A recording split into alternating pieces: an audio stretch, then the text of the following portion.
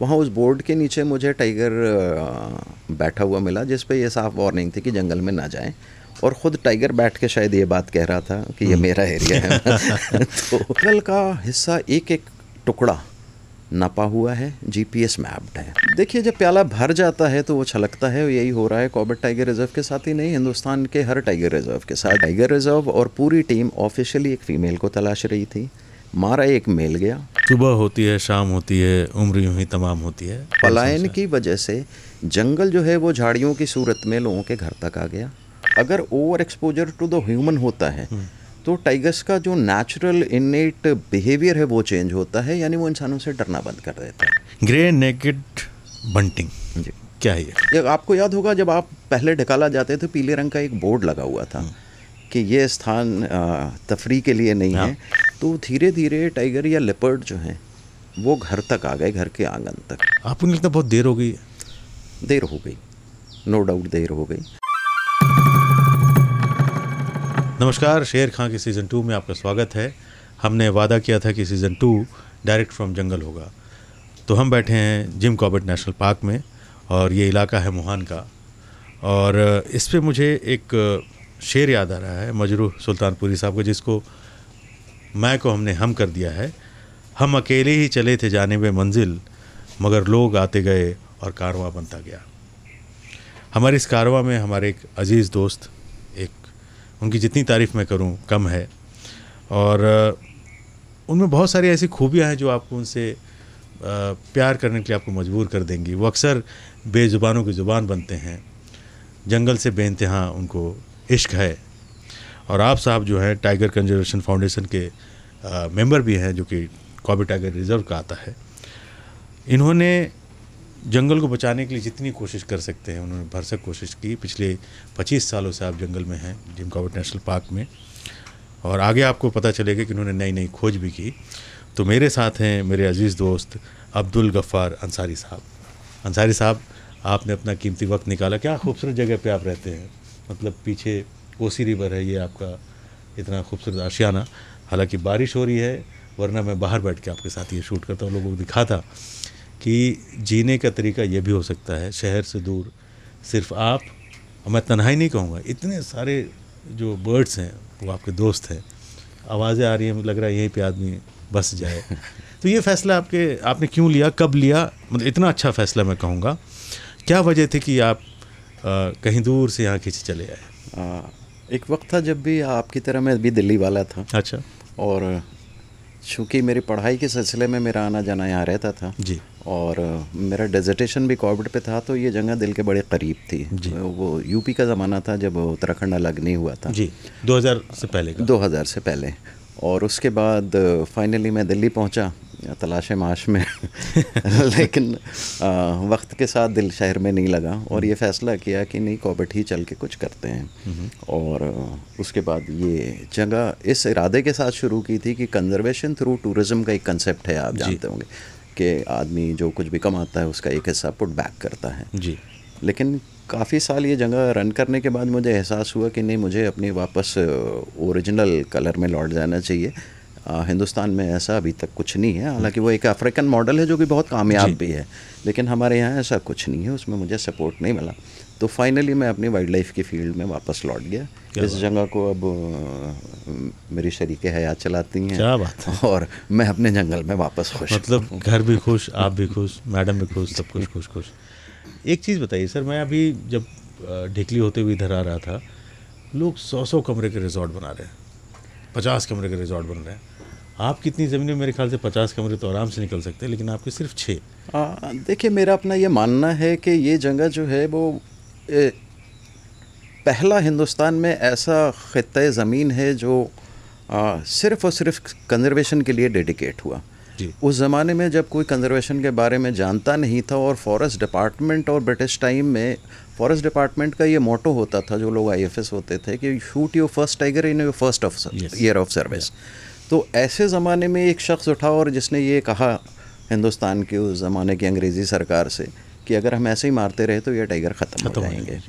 और वो शख्स जिम कॉर्बेट थे, सबको पता है, और ये जगह बनाई गई। तो इस जगह पे और आपको याद होगा जब आप पहले ढकाला जाते थे पीले रंग का एक बोर्ड लगा हुआ था कि ये स्थान तफरी के लिए नहीं है और इस स्थान की स्थापना जो है वो कंजर्वेशन और उसका मैसेज आगे तक और अगली जनरेशन तक जाए जी। तो ये सोच के मैंने भी इसको एक तफरी और मनोरंजन का स्थान बना के मेरी कोशिश ये रहती है कि यहाँ लाइक माइंडेड वाइल्ड लाइफ को चाहने वाले लोग आएँ जिनको मैं अगर कुछ बता सकता हूँ, ये मेरा अपना तरीका है कंजर्वेशन में पार्टिसिपेट करने का, वो मैं कर रहा हूँ।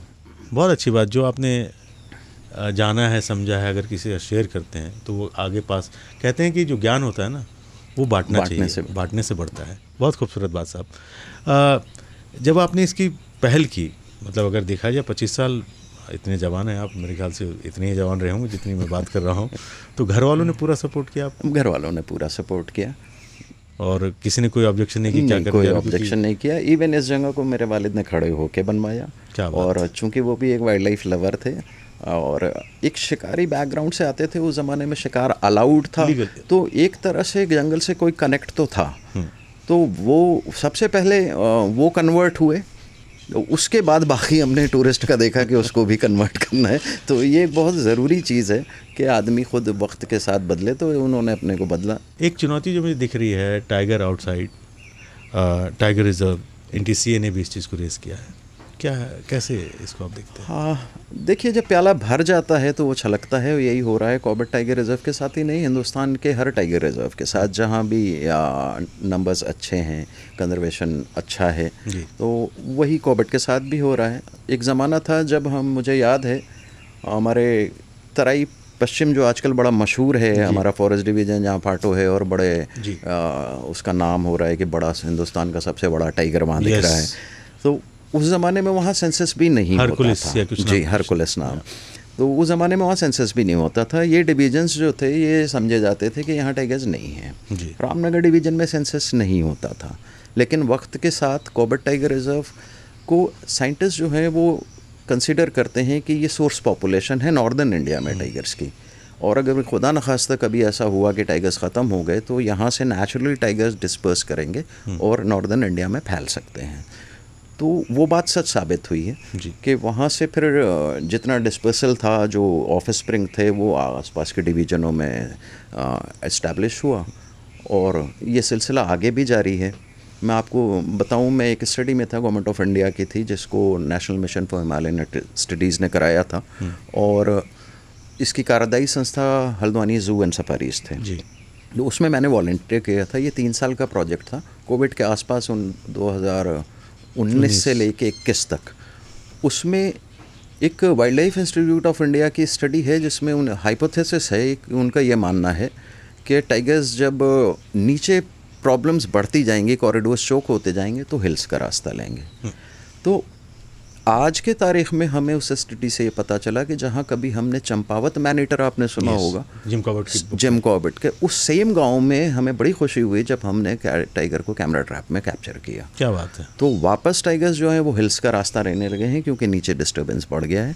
तो वापस टाइगर्स जो है यहाँ से इंडो नेपाल, आप बिलीव नहीं करेंगे कि इंडो नेपाल ट्रांसलोकेशन है नेचुरल टाइगर्स का। शारदा रिवर को क्रॉस करके जाते हैं, आते भी हैं। तो नेचर अपना रास्ता जिम कॉर्बेट साहब ने अपने बुक में किया था कि ज़माने में जी हाँ, शारदा रिवर से नेपाल के टाइगर जी, वो आज भी कॉरिडोर बरकरार है, एक्टिव है। उसको बूम ब्रह्मदेव कॉरिडोर कहते हैं, वो आज भी एक्टिव है। क्या बात है सर। लेकिन जो जंगल की कैपेसिटी वो ओवरफ्लो कर रहा है, हम आप भी जानते हैं, आगे उस पर भी आएंगे कि उससे क्या फ़र्क पड़ता है। एक छोटे से फैक्ट पे आता हूँ सर। सावल एक जगह के पास महिला की उसके घर के सामने मौत, मोहान से सुंदर खाल के बीच लगातार अटैक्स बढ़ रहे हैं, लगभग 6 मौतें भी हुई जी। ढिकली में एक महिला की मौत। ये 2 जोड़े सवाल हैं कि ये लगातार अटैक्स जो बढ़ रहे हैं, ठीक है मैं मान रहा हूँ जंगल ओवरफ्लो कर रहा है, बट ऐसा नहीं टाइगर घरों में घुस के मारने लगेगा। टाइगर यूजुअली अवॉइड करता है जी, ह्यूमन्स को अवॉइड करता है।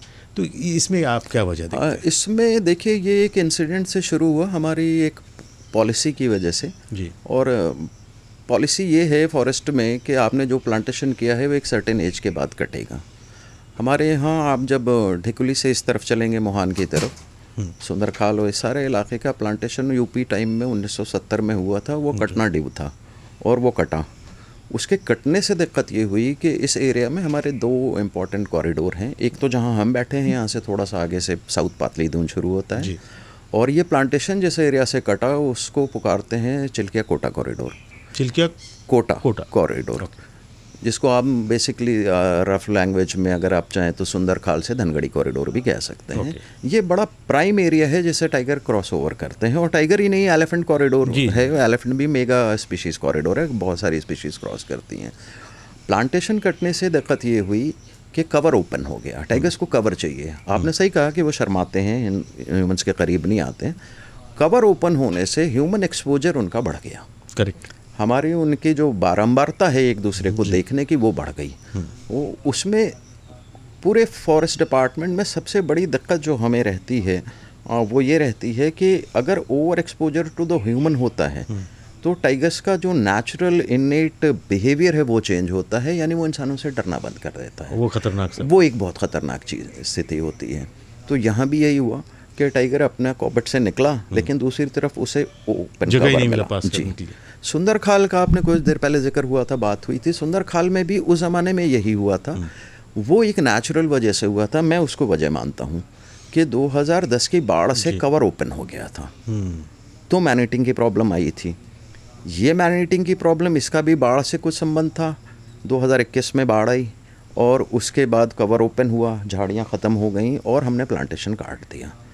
इसकी वजह से एक्सपोजर बढ़ने की वजह से एक दूसरे से टकराव की स्थिति बनी और ये 6 घटनाएं जो हुई इस वजह। अगर मैं गलत नहीं हूँ तो इस मैनेटर को आपने ट्रैक किया था, इनफैक्ट हाथी से बैठ के आपने इसको? जी, हाथी से। देखिए, तरीका ये होता है, गवर्नमेंट का स्टैंडर्ड प्रोसीजर ये है कि कोई भी केस जब हो जाता है जो मैनेटर वाला, जो मैनेटिंग का है, और ये इस्टेब्लिश हो जाए कि किसी की डेथ हो गई है और कोई टाइगर ख़तरनाक है, तो उसमें गवर्नमेंट एक कमेटी बनाती है। उसमें एक चीफ वाइल्ड लाइफ वार्डन का रिप्रेजेंटेटिव होता है, वो आप डायरेक्टर, हाँ वो मैं था, और डायरेक्टर कॉर्बेट उसका चेयरमैन, या जो भी नेशनल पार्क हो उसका डायरेक्टर उसका चेयरमैन होता है, और एक पूरी टीम होती है। तो उसमें हमने हाथियों का इस्तेमाल किया था। हमारे पास कॉर्बेट के अपने हाथी हैं, तो हमने इस्तेमाल किया था ट्रैकिंग के लिए। उस समय मैं भी हमारी मुलाकात भी थी उस समय आपसे। मैं इतना समझना चाह रहा हूँ कि इतना हा हुल्ला उस समय मचा मैनेटर को।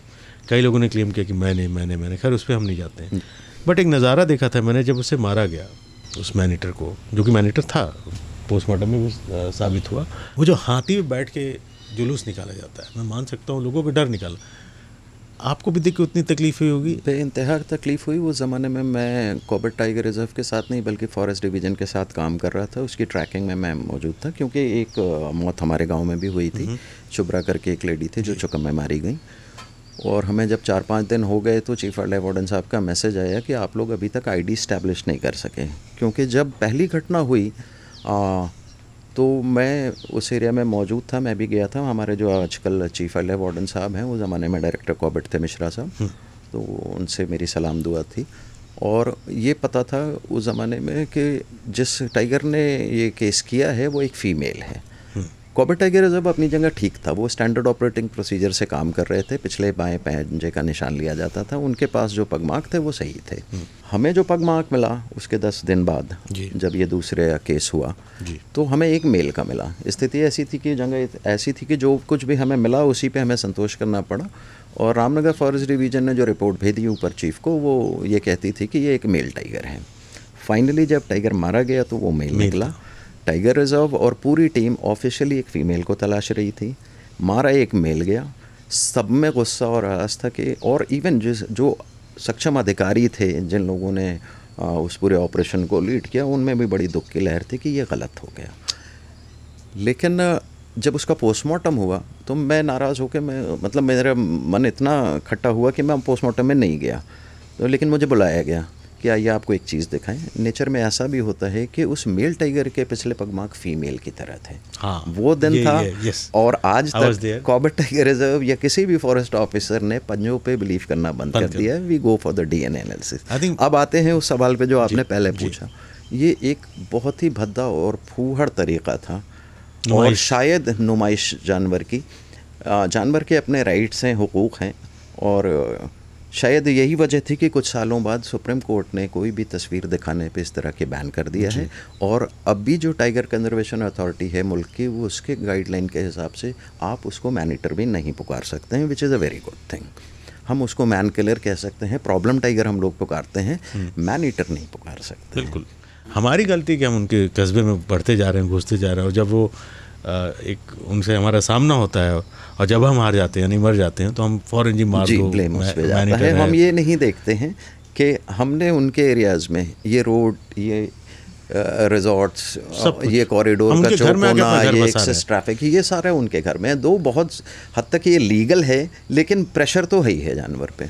ये जो नए नए जोन खुल रहे हैं सर, ये प्रेशर को कम करने का तरीका है या कुछ और? नहीं, मैं नहीं मानता इसको कि इससे प्रेशर कम होगा, बल्कि ये टाइगर्स जो कॉर्बेट टाइगर रिजर्व से जाके कहीं और सेटल डाउन हुए हैं, हम उनके पीछे भी पहुंच गए हैं। रेवेन्यू जनरेशन के बहुत सारे और तरीक़े हैं। मेरा गवर्नमेंट को सुझाव भी रहा है पहले भी जी। और मेरी रिक्वेस्ट भी है कि हम अल्टरनेट लाइवलीहुड के नाम पे उनको हस्तशिल्प सिखाएं, कला सिखाएं, आर्ट सिखाएं, लोकल रोज़गार डेवलप करें, इंस्टेड ऑफ कि हम जंगल में जिप्सी सफारी को ही एक अल्टरनेट समझते हैं। स्किल डेवलपमेंट में तो स्किल डेवलपमेंट कर सकते हैं हम उनको कालीन बनाना। बहुत सारे टाइगर रिजर्व में पेंटिंग का होता है कि लोगों को पेंटिंग सिखाई जाती है उससे। और आपको जान के खुशी होगी, कॉर्बेट टाइगर रिजर्व कर भी रहा है। कॉर्बेट टाइगर रिजर्व ने कई सारे प्रोग्राम ऐसे शुरू किए हैं। हमारे यहाँ जो कुछ भी होता है वो गाँव में हमारे यहाँ इको डेवलपमेंट कमेटीज़ होती हैं, और कोई भी टूरिज़्म फ्यूचर में जो होगा वो इको डेवलपमेंट कमेटी के थ्रू होगा। उसमें ऑल्टरनेट लाइवलीहुड का प्रोग्राम है। सामलदे की आप बात कर रहे थे, सामलदे ईडीसी को ट्रेनिंग कॉर्बेट टाइगर रिजर्व ने दी है केक और बेकरी की। और यही नहीं, उनके जो प्रोडक्ट बना रहे हैं वो उसको मार्केट भी कर रहे हैं, उसको सेल भी कर रहे हैं। इसी तरह अभी नए डायरेक्टर साहब जो आए हैं, साकिब बडोला साहब, चूँकि इस एरिया से पुराने वाकिफ़ हैं, कॉर्बेट के एक छोर पे उनका घर भी है, कोटद्वार से हैं वो, तो वो प्रॉब्लम्स को समझते हैं। उन्होंने अभी किसी को भी कोई आर्ट अगर आता है तो वो उसको उनकी नेचर शॉप में सेल कर सकता है, एक सर्टेन फीस वो लेंगे, तो वो इनकरेजमेंट का एक बड़ा अच्छा तरीका है। बहुत सारे आर्टिस्ट हैं यहाँ। हाँ, तो ये बड़ी अच्छी पहल है। कंजर्वेशन एक ऐसी चीज़ है कि कोई ऑफिसर या कोई भी एजेंसी अकेले नहीं कर सकती। इसमें पब्लिक पार्टिसिपेशन बहुत बड़ा रोल अदा करता है। तो सबका साथ सबका विकास ही मांगता है। आपने ये बात सही कही कि रोज़गार के नाम पे या एम्प्लॉयमेंट के नाम पे हम जंगल को स्टेक में नहीं रख सकते। आपको नहीं लगता बहुत देर हो गई है? देर हो गई, नो डाउट देर हो गई। ये हमें कम से कम 10 साल पहले करना चाहिए था। नहीं है। बहुत पहले एक बात उठी थी और वो बड़ी सार्थक भी थी कि एक ऐसी पॉलिसी बनाई जाए कि टाइगर रिजर्व के किनारे अगर किसी को रिजॉर्ट या कोई भी चीज़ बनाना है, जैसे ये रेवेन्यू विलेज है, यहाँ कोई भी कुछ भी बना सकता है, लेकिन अगर कोई भी स्टेक होल्डर यहाँ पे कुछ बनाना चाह रहा है या बाहर से आके इन्वेस्टमेंट चाह रहा है, गवर्नमेंट चाहती है इन्वेस्टमेंट हो, लोगों को रोज़गार मिले, तो उसके लिए एक यूनिफॉर्म पॉलिसी होनी चाहिए जो ये कहे कि ये बन सकता है, इतना एरिया अगर आपके पास है तो इस चीज़ को आप ओपन रखेंगे, इतना एरिया इतना ही बिल्डअप बनाएंगे। इवन कलर तक की बात हुई थी कि अर्थ कलर्स होंगे, एक गाइडलाइन होनी चाहिए थी जिसके एब्सेंस है, और उसकी वजह से ये नुकसानात हो रहे हैं और सबसे ज़्यादा वाइल्ड लाइफ का नुकसान हो रहा है। वो जंगल का पार्ट आता है। ये रेवेन्यू लैंड आपने कहा जी, रेवेन्यू लैंड क्या होता है, ज़रा आप समझा पाएंगे लोगों को? रेवेन्यू लैंड जैसे आपकी दिल्ली की लैंड है, कोई भी कुछ भी खरीद सकता है, जंगल से सटा हुआ है, तो इस पे कोई भी जंगल का कानून नहीं चलेगा। जंगल का कानून, हाँ, इस खित्ते के अंदर, इस खास टुकड़े के अंदर जो रेवेन्यू एरिया है उसमें नहीं चलेगा। जंगल में जंगल का कानून चलेगा। और एक बड़ी खास बात बताऊं, एक आम धारणा ये है कि साहब इन्होंने इंक्रोचमेंट कर लिया। जंगल का हिस्सा एक एक टुकड़ा नापा हुआ है, जीपीएस मैप्ड है, बिल्कुल। तो बिना पुख्ता जानकारी के सिर्फ ये कह देना कि वो इंक्रोचमेंट दूसरी तरह से है, मैं उसको निजता में इंक्रोचमेंट मानता हूँ कि हम बाहर से आए, हमने एक रिजॉर्ट बनाया और वहाँ शाम में डीजे बजाया। वो जंगल की शांति में और जानवरों की शांति में इंक्रोचमेंट है, लेकिन लैंड इंक्रोचमेंट नहीं है, क्योंकि एक बड़ी कॉमन चीज़ है जो हम लोग कराते रहते हैं, हर रिसर्चर करता है, LULC स्टडी वो कहलाती है, लैंड यूज़ लैंड चेंज। तो वो सैटेलाइट सर्वे होता है, उसमें अगर कोई कब्ज़ा किसी ने किया है तो वो फ़ौरन पता चल जाता है।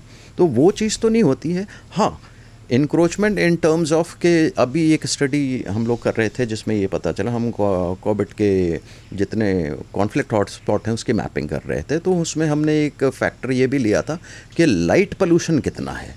यानी आज से 10 साल पहले यहाँ लाइट की क्या स्थिति थी मोहान गाँव में और अब क्या है। इसके लिए हम सैटेलाइट इमेजरी का यूज़ करते हैं, नासा की। तो जो चीज़ अगर कहें कि आज से 10 साल पहले 0.1 थी, वो अब 0.2 नहीं सर, 10 गुना बढ़ चुकी हैं, वो 10 पे पहुंच चुकी हैं। सर सोशल मीडिया पे आप बहुत एक्टिव रहते हैं, कमाल की तस्वीरें आप शेयर करते हैं। कोविड की हर चीज़ें मुझे लगता है कि मैं आपसे आपके सोशल मीडिया अकाउंट से मुझे पता चला, लेकिन कुछ खास तरीके की तस्वीरें आप पोस्ट करते हैं, स्पेशली होर्डिंग्स, कुछ हाँ, मैं कोशिश ये करता हूँ कि वो मैसेज ज़रा फार और वाइड जाए। मेरी एक तस्वीर अभी आई थी जब ये प्रॉब्लम टाइगर्स की चल रही थी, तो कॉबेट फाउंडेशन ने यहाँ कुछ बोर्ड लगाए थे। वहाँ उस बोर्ड के नीचे मुझे टाइगर बैठा हुआ मिला, जिस पे ये साफ वार्निंग थी कि जंगल में ना जाएं, और ख़ुद टाइगर बैठ के शायद ये बात कह रहा था कि ये मेरा एरिया है। तो कोशिश ये रहती है कि जो साइनेज लगाए गए हैं वो किस लिए लगाए गए हैं, बाहर से आने वालों को एहसास नहीं होता कि यहाँ कदम कदम पे ख़तरा है, और उसको हम हिंदुस्तानियों की आदत है नेगलेक्ट करने की। लेकिन यहाँ नेग्लिजेंस जो है वो मौत की वजह भी बन सकता है, ये बात कम लोग समझते हैं। आप अक्सर बेजुबानों की ज़ुबान बनते हैं, चाहे वो टाइगर हो, हाथी, कोई भी चरिंद परिंद, लेकिन कई बार आप यहाँ के लोकल्स के रेवेन्यू मॉडल पे भी आप बहुत खुल के बात करते हैं कि रेवेन्यू मॉडल, किस तरीके के रेवेन्यू मॉडल आप देखना चाहते हैं? देखिए, उत्तराखंड में आपको मैं एक रेवेन्यू मॉडल बताऊं। कोविड के दौरान दिल्ली में काम करने वाला एक लड़का सामलदे में वापस लौटा। उसने अपनी ज़मीन पे खेती शुरू की, स्ट्रॉबेरी की खेती शुरू की। पढ़ा लिखा लड़का था जी। लेटेस्ट टेक्नोलॉजी उसने इस्तेमाल की, इंटरनेट का पूरा इस्तेमाल किया, और मार्केट अवेलेबल था। टूरिस्ट यहाँ आते हैं, तो एक तरह से देखा जाए तो एग्जॉटिक फल जो पहाड़ के होते हैं वो और कहीं नहीं मिलते, तो उसके लिए मार्केट था। आज वो लड़का, आप अगर सामलदे जाएंगे तो स्ट्रॉबेरी कैफ़े करके है, उसका फार्म है, 25 से 30 हज़ार रुपये पर डे की सीज़न में स्ट्रॉबेरी सेल होती है उसकी। क्या बात तो है। इस तरह के मॉडल जहाँ लोकल्स को उनकी ज़मीनों से जोड़ा जा सके, ये एक तरह से कॉन्फ्लिक्ट, अभी मैं एक मेंबर हूँ, एक स्टेट कमेटी है उसका भी, कॉन्फ्लिक्ट मैनेजमेंट की, तो सरकार ने मुझे नॉमिनेट किया है। उसमें हम यही बात कर रहे थे कि पलायन एक बहुत बड़ी समस्या है उत्तराखंड में, और पलायन की वजह से जंगल जो है वो झाड़ियों की सूरत में लोगों के घर तक आ गया। खेत जोतने वाला कोई नहीं है। आप उत्तराखंड के गाँव में जाएंगे तो 3-4 औरतें, 2-4 मर्द आपको मिल जाएंगे। तो धीरे धीरे टाइगर या लेपर्ड जो हैं वो घर तक आ गए, घर के आंगन तक। पहले उन्होंने गाय बकरियां खाई, उसके बाद इंसान तक ईजी किल हर एक को चाहिए। आपको भी पता है, आप जंगल से बहुत दिन से जुड़े हैं, कि ईजी किल के तलाश में, क्योंकि कंसेप्ट क्या है ईजी किल का, क्यों रहते हैं ये आपको कोई नहीं बताएगा। जंगल में सबसे बड़ा कंसेप्ट जो है वो एनर्जी कंजर्वेशन का है। Tigers don't want to lose their energy, उसको बचा के। तो अगर कोई पालतू गाय मिल रही है तो पहले उस पर कोशिश करेगा बनिस्बत के किसी वाइल्ड एनिमल को मारे। सर एक और चीज़ आती है कि सुबह होती है, शाम होती है, उम्र यूं ही तमाम होती है। आप समझ गए मैं सुंदर खाल की बात कर रहा हूँ। इतने सालों से मतलब मैं देखते आ रहा हूँ, पहले वहाँ कुछ चंद घर हुआ करते थे, आज सैकड़ों में घर हैं। क्यों नहीं हटा पा रहे हम इसे? अगर इसमें एक छोटा सा सुझाव भी था। ये मुद्दा ऐसा है जिसको मैं प्योरली मानता हूँ पॉलिटिकल विल नहीं है। वो जब आए थे सुंदर खाल में, तो उस ज़माने में यूपी था, यूपी का कानून चलता था, और वहाँ प्रोविज़न था कि भूमिहीनों को जगह दी जाएगी। अब हम उत्तर प्रदेश से अलग हो चुके हैं जी, और वो कानून नहीं है। वो असलियत में तो फॉरेस्ट लैंड है, लेकिन अगर बस गया तो NTCA में प्रावधान है जिसमें हम उनको 10 लाख रुपए अगर दे के हटा सकते हैं कॉरिडोर के। और आज तक फॉरेस्ट डिपार्टमेंट ने कंसीडर भी किया कि टाइगर रिजर्व के बाहर होते हुए भी वो रामनगर फॉरेस्ट डिवीजन का पार्ट है जी। लेकिन चूंकि कॉरिडोर था, इसलिए उसको ये माना गया कि इसको स्पेशल केस कंसीडर किया जाए। और लेकिन आज तक वो हो नहीं पाया। हाँ जी, इसमें आपको लगता है, जैसे मेरा मानना है, सुझाव नहीं देता मैं, आप लोग देते हैं होंगे, देते हैं अच्छे सुझाव, कि एक क्यों ना एक कॉरिडोर को हम छोड़ दें बीच से और कुछ फेंसिंग कर दे ताकि किसी को आना जाना हो, टाइगर को या हाथी को, उस पैसे ये चीज़ ऑलरेडी की गई है।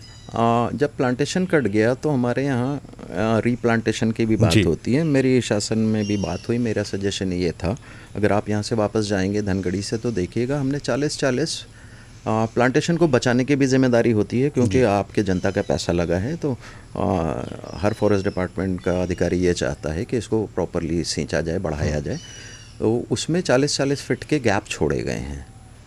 प्लांटेशन को बार्ब्ड वायर और पावर फेंसिंग के अंदर में रखा गया है, और जहाँ से एनिमल्स की क्रॉसिंग है वहाँ पे 40-50 फीट का गैप दिया गया है ताकि जानवर निकल सकें। ये काम सुंदरखाल में भी हो सकता है। लेकिन दिक्कत ये है कि सुंदरखाल में अब आबादी बढ़ने से ऐसी जगह ही नहीं बची है कि जहाँ आप बना सकें। जी, पैसेज बना सकें। ग्रे नेकेड बंटिंग जी, क्या है ये? आसिफ भाई, ये एक बर्ड है जो हिंदुस्तान से क्रॉस तो करती थी लेकिन रुकती नहीं थी। पैसेज माइग्रेंट है ये बर्ड, और आज तक ये हिंदुस्तान के विदर्भ से क्रॉस करती रही। रिकॉर्ड्स वहीं से आते रहे। अजीब इत्तेफाक था कि ये बर्ड मुझे और कॉर्बेट के जो मशहूर पक्षी विशेषज्ञ हैं मनोज शर्मा जी, उनको एक दिन ही मिली। मुझे रामनगर फॉरेस्ट डिवीज़न में मिली। हमने एक दूसरे के साथ तस्वीरें शेयर की और ये पता चला कि साहब ये पहली बार उत्तराखंड में दिखाई दी है। उस पर उन्होंने एक पेपर भी पब्लिश किया जो इंडियन बर्ड्स में। क्या बात है सर, ये तो कमाल की हसीन इत्तेफाक था। नहीं, एक इत्तेफाक और है कि अक्सर हम देखते थे कि रामगंगा में मैंने ऑटर्स दिखे हैं कॉर्बेट में, लेकिन आपने एक डिस्कवरी की कि कोसी रिवर में भी आपने ऑटर्स को स्पॉट किया। जी, किया। और ये वाकया कब का है? और इसकी वजह मतलब ऑटर्स क्या वापस आ गए हैं, अच्छी बात है या? देखिए, ऑटर्स इंडिकेटर है, स्पीशीज़ है किसी नदी की हेल्थ बताने के लिए। मतलब हेल्दी नदी है तो हेल्दी नदी है तो फिशेस होंगी। अगर नदी हेल्दी है तो उसके अंदर फ़िश के खाने के लिए भी कुछ होगा, तब वहाँ फ़िश पनप रही हैं। और अगर फ़िश पनप रही हैं तो दूसरी स्पीशीज़ जो फ़िश पे डिपेंडेंट हैं वो भी होंगी। तो जब हम कोई स्टडी शुरू करते हैं रामनगर फॉरेस्ट डिवीज़न में, एक स्टडी परमजीत साहब जहाँ मैं चीफ कुमाऊँ थे जी, तो उनके ज़माने में हुई थी। हम बेसलाइन डेटा सर्वे कर रहे थे क्या क्या स्पीशीज़ मौजूद हैं, और स्पेसिफिकली हमारा स्ट्रेस ये था कि हमें वाइल्ड डॉग्स की तलाश थी जो कभी यहाँ हुआ करते थे। Wild dogs? जी, जिम कॉर्बेट साहब ने भी लिखा है अपनी किताबों में कि यहाँ वाइल्ड डॉग होते थे, जिक्र किया है। और मैंने काना में एक बार जी, उसके लिए स्टडी शुरू की गई। और उसके लिए कोई भी स्टडी शुरू करने से पहले हम ये देखते हैं कि डिपार्टमेंट की अपनी किताबों में कब तक किसी जानवर का जिक्र है।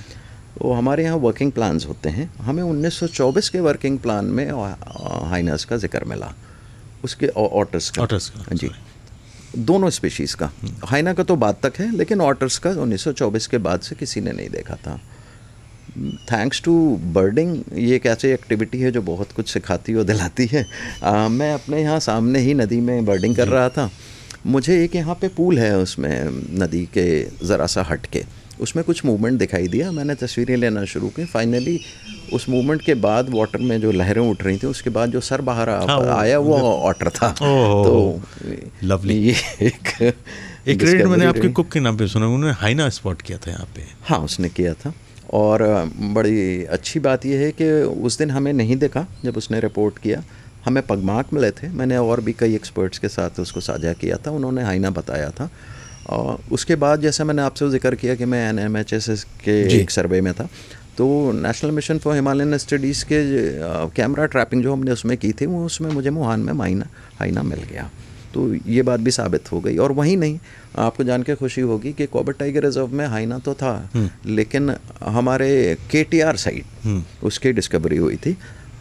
हमें जो तस्वीर मिली वो सेम हाइना, चूँकि हम कैमरा ट्रैप जो है वो बिजरानी भी लगा रहे थे, हम along with the Kosi river कर रहे थे कैमरा ट्रैपिंग बोथ साइड। अपने बात तो स्ट्राइप्ड हाइना जी, तो वो हमें बिजरानी में भी उसकी तस्वीर मिली। तो यानी अब ये कह सकते हैं कि CTR और KTR दोनों में, और रामनगर डिवीज़न में भी हाइना है। आपसे बात करके बड़ी खुशी हुई कि आज दो अच्छी खबरें मिली कि हमारी कोसी नदी की जो हेल्थ है वो अच्छी है। ऑटर्स दिख रहे हैं, हाइनास दिख रहे हैं। हम चाहेंगे बाकी चीज़ भी देखें, बस इंसान ना दिखें जंगल में ज़्यादा, उसके लिए हम दुआ करेंगे। वल्चर्स बहुत कम हो गए। वल्चर्स को देखें तो सिर्फ आप जब बिजरानी जाते हैं तो एक साइड में उनका एक इलाका है जहाँ वो दिखते हैं। आपको नहीं लगता है कि एक वजह इसकी क्या है? मतलब हम जानते हैं कि जो सबको पता है वजह डाइक्लोफेनेक वजह है। इसको लेकर के हम कुछ काम कर रहे हैं। इसको लेके उत्तराखंड सरकार काफ़ी काम कर रही है, अवेयरनेस का काम भी कर रही है, कॉर्बेट टाइगर रिजर्व भी कर रहा है, इवन डिवीजन लेवल पे भी हो रहा है।